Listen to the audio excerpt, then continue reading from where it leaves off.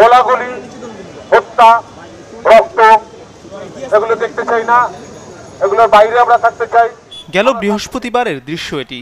অভিনেতা মোশাররফ করিম, সিয়াম আহমেদ থেকে শুরু করে অভিনেত্রী মম, বাঁধন, সাবিলা নূর, মিথিলারা নেমেছিলেন রাজপথে। ছাত্রদের দিকে আর যেন গুলি না চলে সে দাবি করেছেন শিল্পী নির্মাতারা। রাজধানীর ফার্মগেটে এই অবস্থানের বিপরীতে একই সময়ে বিটিভি কার্যালয়ে জড়ো হন ফেরদৌস, সাজু খাদেম, অঞ্জনা, তারিন, শমী কায়সার সহ আরও বেশ কয়েকজন শিল্পী নির্মাতারা। জ্বালাও পোড়া আন্দোলনের বিপক্ষে বক্তব্য দিয়েছেন তারা। একদিন বিরতি দিয়ে শনিবার পথে নামে দেশের সঙ্গীত শিল্পীরা।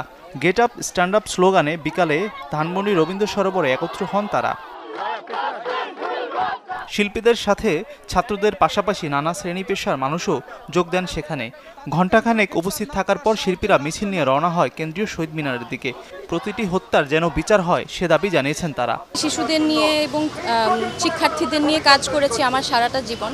এটা খুব দুঃখজনক যেটা হয়েছে, আমরা চাই যে সেটা সুষ্ঠু বিচার হোক। আপনি সুস্থ স্বাভাবিক মানুষ হন, আমরা রাত্রেবেলা ঘুমাতে পারবেন না। আমার কানে এখনো বাজে যে কারো পানি লাগবে, কত পানি আসছে এখন, কারো পানি লাগবে। তো এটা যতদিন মাথায় থাকবে ততদিন পর্যন্ত আমরা শান্তিতে ঘুমাতে পারবো না।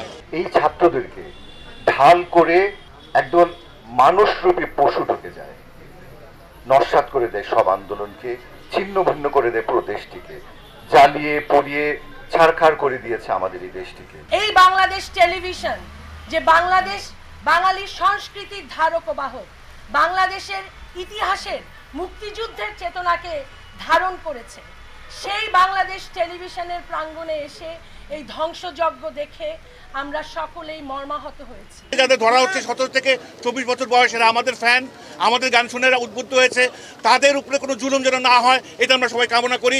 আমাদের গণতান্ত্রিক যে অধিকার, মানুষের কথা বলার যে অধিকার, যা আমরা চাই, যেটা বাক স্বাধীনতা, এই স্বাধীনতা আমরা ফেরত চাই। ছাত্ররা যারা এই অ্যারেস্টেড হচ্ছে প্রতিদিন, তাদের খুব শিগগিরই আমরা রিলিজ চাই।